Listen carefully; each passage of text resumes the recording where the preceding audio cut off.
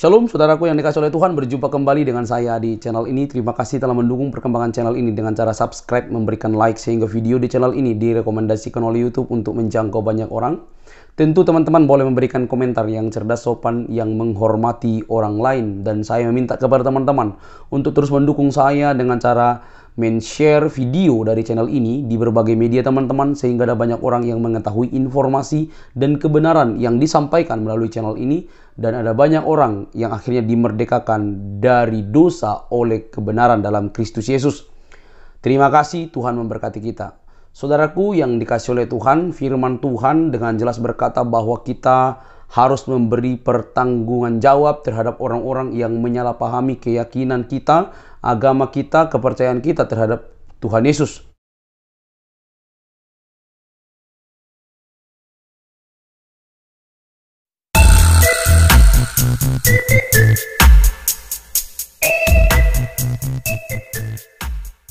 Ketika terjadi peristiwa tanggal 15 Desember tahun 99, dan saat itu setiap mahasiswa itu kan, itu pas malamnya itu ada persiapan masing-masing karena kita lagi sementara ujian, ya. Tapi saya sendiri aja jam 7 malam sudah tidur dan saya tidak tahu apa yang terjadi di sana. Itu sekitar setengah 10 malam kemudian, masa itu jam 9 malam, masa itu masuk, lalu teman saya dia mau masuk ambil pedang, baru dia lihat saya di atas tempat tidur. Lalu dia kasih bangun saya turun dari tempat tidur. Waktu saya ikutin teman saya ini, itu saya juga udah ketakutan, menangis begitu luar biasa, ya. Lalu waktu sampai di halaman kampus, saya dalam keadaan bingung dan berdoa. Saya bilang, Tuhan ini mau lari kemana? Akhirnya saya mulai tutup mata dulu, berdoa dulu. Saya berdoa, lalu selesai berdoa, amin, buka mata. Saya lihat dua pintu gerbang ini masa sudah berkuasa. Ya, masa itu datang bawa golok, ada yang bawa macam-macam, ada yang bawa balok, kayu, karena namanya juga orang berperang lah. Iya, saat itu akhirnya saya bilang, Tuhan, saya mau lari kemana? Kalau ikut pintu depan, saya akan dibunuh. Tolong saya, Tuhan. Tapi saat itu, waktu teman saya kasih bangun saya itu pun, saya ikutin dia juga. Saya pikir, nanti dia juga nolong saya lah. Kami dua jalan juga, lari kemana pun saya ikut dia.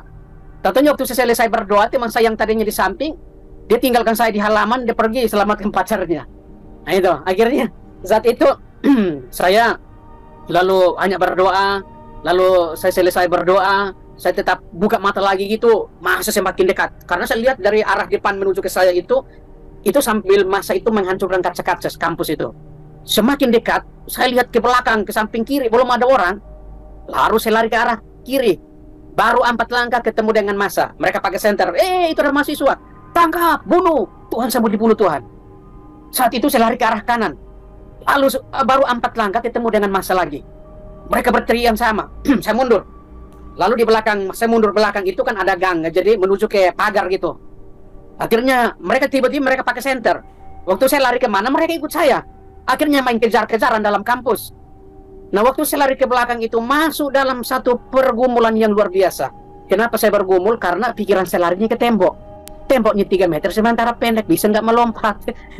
Karena nggak bisa melompat, akhirnya cuma lari keliling pagar. Tapi saya tetap dikejar itu, ya. Lalu di ujung sana ketemu dengan 2 teman. Lalu 2 teman ini mereka tinggi lah. Tiba-tiba mereka dalam keadaan spontan, mereka bisa melompat lewat pagar itu dan saya ketinggalan di dalam. Tapi saya tetap dikejar sama masa itu. Lalu 2 teman ini lalu mereka berteriak, Domingus, sekarang mereka sampai luar pagar. Domingus melompat, Domingus keluar.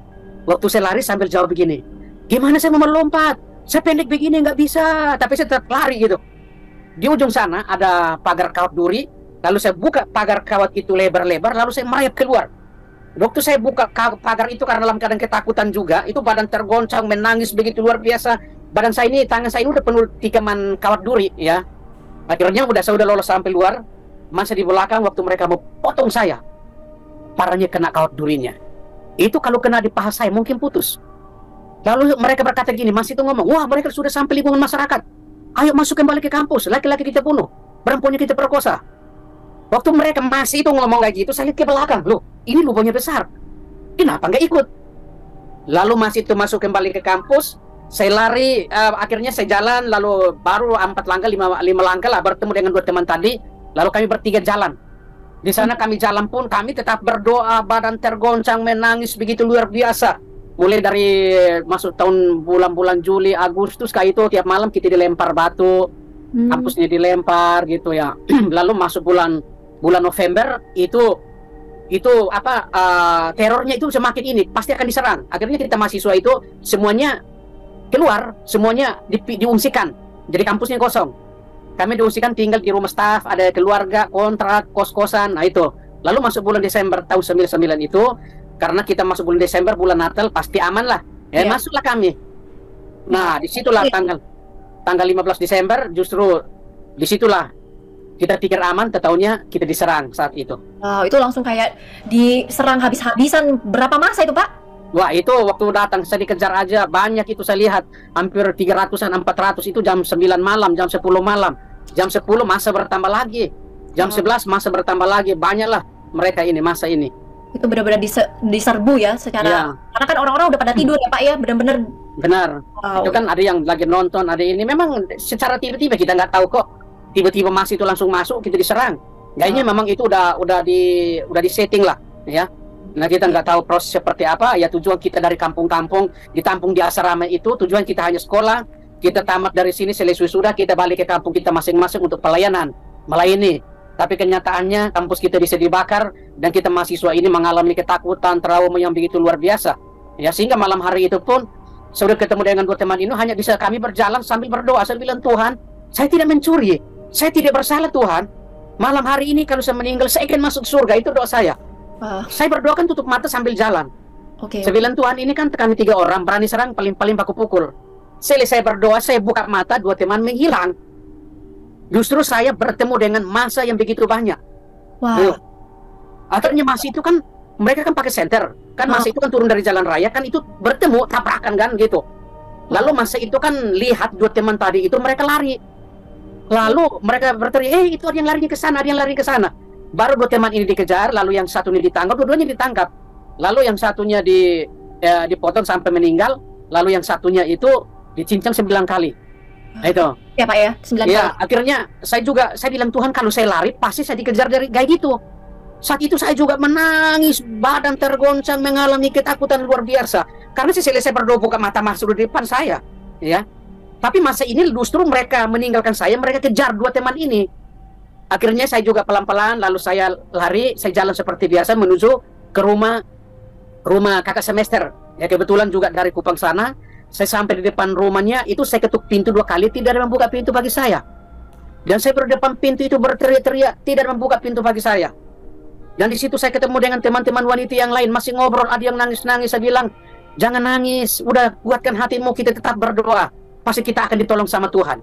Akhirnya, tiba-tiba teman wanita satu bilang, udah Domi, kita lari ke rumah kami. Ya nggak usah, saya sembunyi di sini, ini banyak massa. Kalau kita ke depan, jangan sampai kita ditangkap juga.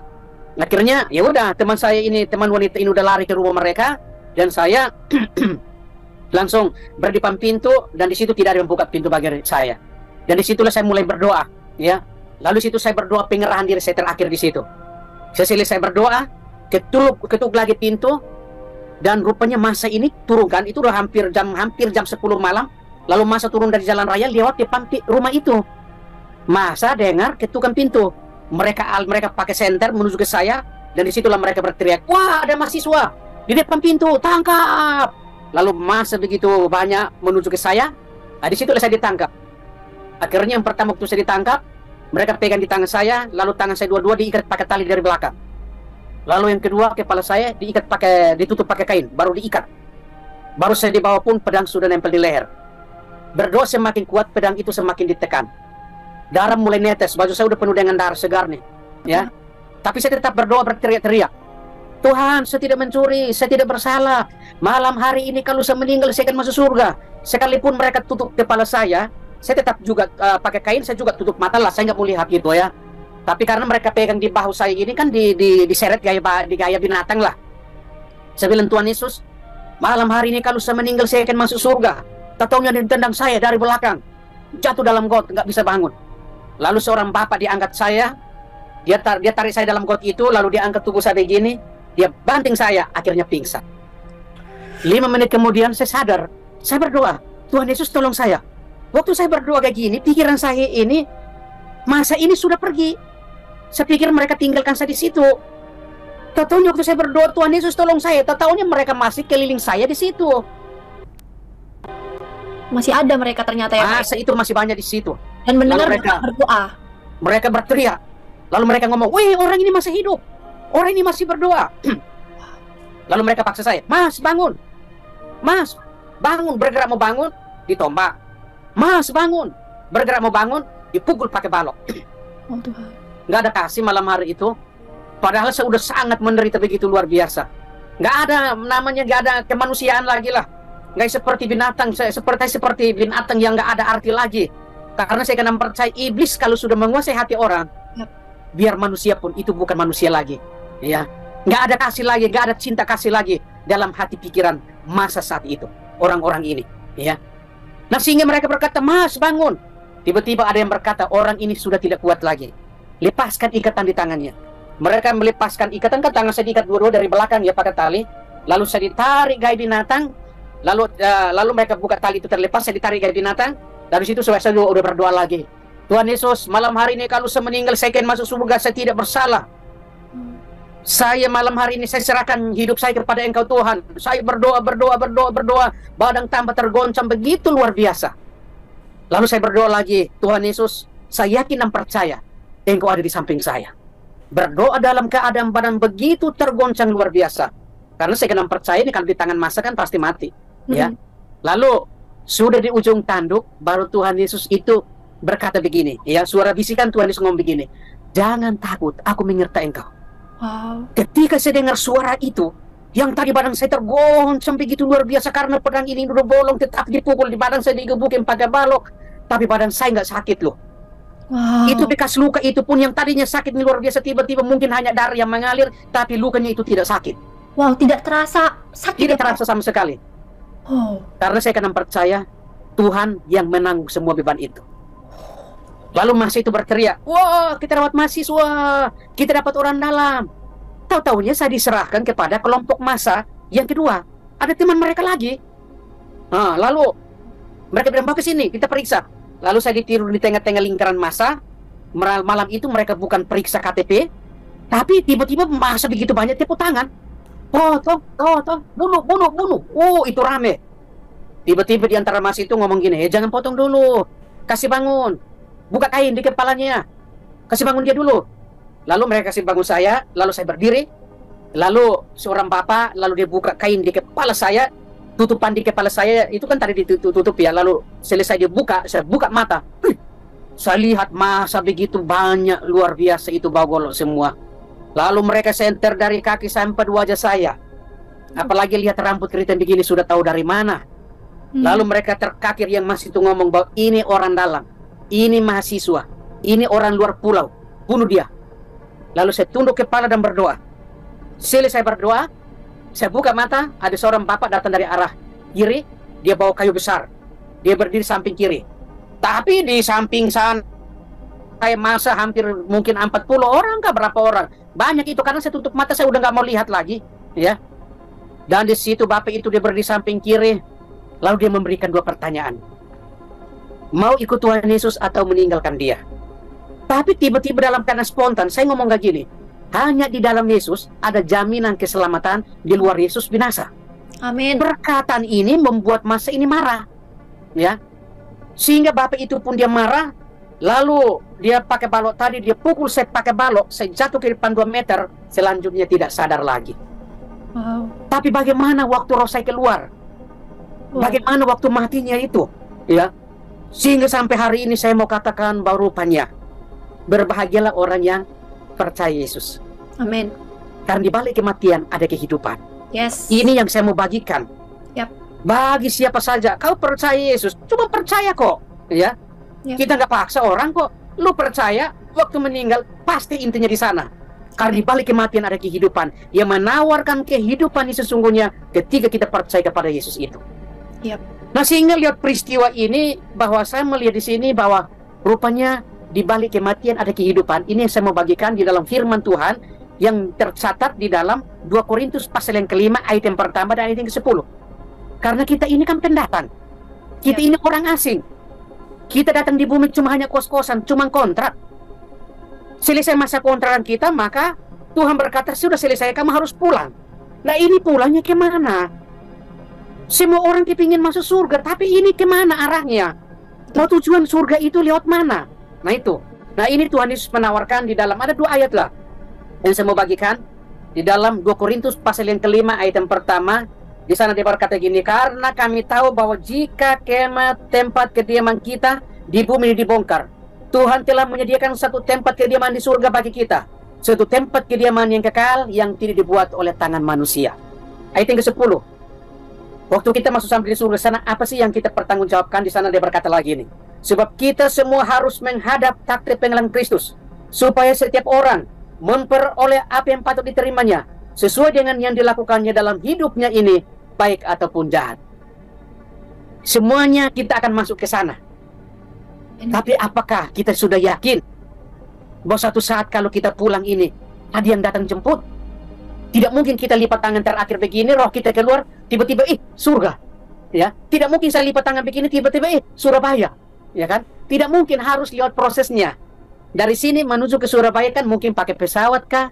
Mungkin pakai kereta api kah? Mungkin pakai mobil biasa kah? Angkutan kah? Nah begitu pun kita ke surga juga.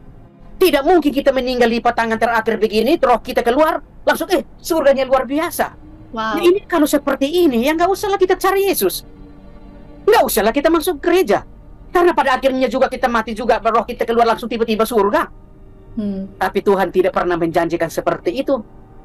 Tuhan juga selalu menjanjikan bahwa menuju ke tempat itu pun harus mempersiapkan hidup kita baik-baik. Sehingga firman Tuhan tadi ayat yang pertama dalam 2 Korintus pasal yang kelima ayat yang pertama, karena kami tahu bahwa jika tempat kediaman kita di bumi dibongkar, bahwa surga itu nyata, neraka itu nyata. Untuk menuju ke surga itu tidak gampang. Kita harus mencari kerajaan Tuhan dan kebenarannya, maka semuanya itu akan ditambahkan dalam hidup kita. Firman Tuhan berkata, bilang renungkanlah firman Tuhan itu siang dan malam. Jika engkau tidur, jika engkau bangun, jika engkau berjalan, renungkan firman Tuhan itu siang dan malam. Akulah jalan dan kebenaran dan hidup. Tidak seorang pun datang kepada Bapa kalau tidak melalui aku. Amin. Aku pergi untuk menyediakan tempat bagi kamu. Di mana aku berada, di situ pun kamu akan bersama dengan aku. Namun, saya akan menyediakan kamu seorang penolong, yaitu Roh Kudus, pribadi Tuhan, yang tinggal dalam kehidupan orang yang percaya kepada Yesus. Sehingga sekalipun tiap minggu dia malas, pasti dia dengar dia bilang ada ibadah, pasti dia bangun dari tempat tidur, dia datang ke gereja. Amin. Sekalipun tiap minggu dia sibuk-sibuk apapun, kalau Roh Kudus sudah berbicara sama dia, dia akan tinggalkan pekerjaan itu, dia pergi masuk dalam gereja kita masing-masing. Bahwa Tuhan memakai gereja ini untuk kita bertemu di sana, berkumpul di sana, kita dengar firman Tuhan, sehingga satu saat kita pulang ini kita sudah selesaikan masalah hidup kita. Di dalam gereja itulah kita menyelesaikan masalah hidup kita. Waktu keluar dari gereja, semua beban masalah kita tinggalkan, maka kita keluar merdeka sungguh-sungguh, berjalan dalam rencana Tuhan, kita dipimpin sama Tuhan. Maka ketika kita berdoa, tutup mata dan berlutut di hadapan Tuhan, di sana Tuhan selalu mendengar setiap permohonan doa-doa kita. Amin, amin. Wow. Karena kita punya Bapa ini yang luar biasa kok. Saya juga tidak pernah berpikir saya ingin hidup lagi. Saya tidak pernah berpikir ini tulang leher bisa tersambung lagi. Saya tidak pernah berpikir bahwa cairan otak ini bisa Tuhan kasih cairan otak yang baru. Saya tidak pernah berpikir bahwa darah yang sudah habis, Tuhan bisa kasih darah yang baru. Karena saya kena percaya dalam tubuh saya ini semuanya baru dari Tuhan loh. Wow, ya, puji Tuhan. Semuanya baru. Karena dokter sendiri angkat tangan, tulang leher putus, cairan otak keluar, darah habis. Ya, dokter berkata kalau saya hidup pasti jadi bego-bego. Nampun sampai detik ini tidak ada bego-bego, tidak ada lumpuh dalam hidup saya. Saudara, apa yang disampaikan oleh firman Tuhan itu akan terus berlangsung dan akan membawa orang kepada kehidupan yang selanjutnya.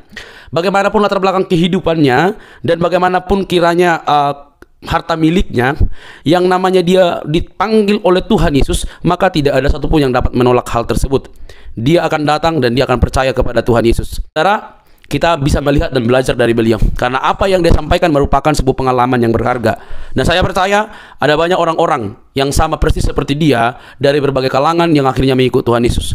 Benarlah kata firman Tuhan bahwa ketika kita mengikut Yesus, kita diberikan kasih karunia atau karunia untuk memikul salib, bahkan menderita bagi dia dan mengikuti dia. Saudara, hal itu jelas dalam firman Tuhan. Ketika kita percaya kepada Yesus, maka ada salib yang kita pikul, termasuk hujatan, hinaan, dan juga dimusuhi bisa jadi gitu ya, atau diperlakukan gitu dengan tidak baik seperti itu. Dan sekalipun demikian, maka satu alasan yang hebat dan luar biasa ketika dia bertanya dan berkata bahwa dia itu mantap mengikut Tuhan Yesus. Karena apa tadi? Perjumpaan pribadi dengan Tuhan Yesus itu penting sekali. Ingat itu. Perjumpaan pribadi dengan Tuhan Yesus itu penting. Mengenal secara pribadi, bukan karena menjadi Kristen karena turunan, tetapi karena mengenal Yesus secara pribadi melalui perbuatannya dalam hidup kita, melalui firman yang tertulis. Selamat bertumbuh, semoga iman semakin kuat dan banyak orang yang diselamatkan oleh kehidupan daripada artis ini, teman-teman, dan menjadi berkat bagi banyak orang, karena itu panggilan Tuhan untuk setiap orang percaya. Ketika dipanggil, maka kita diberikan kuasa untuk menjadi saksi, menjadi berkat bagi banyak orang, karena itu perintah Tuhan. Saudara, kehidupan yang sementara ini adalah kehidupan untuk menjadi berkat ketika kita percaya kepada Tuhan Yesus. Semoga kita dicerdaskan, dikuatkan dalam iman. Sampai ketemu di video selanjutnya. Semoga kasih karunia Tuhan Yesus Kristus mengetuk pintu hatimu untuk melihat, dan semoga kamu percaya kepada Dia. Sampai ketemu di video selanjutnya, teman-teman. Bye-bye.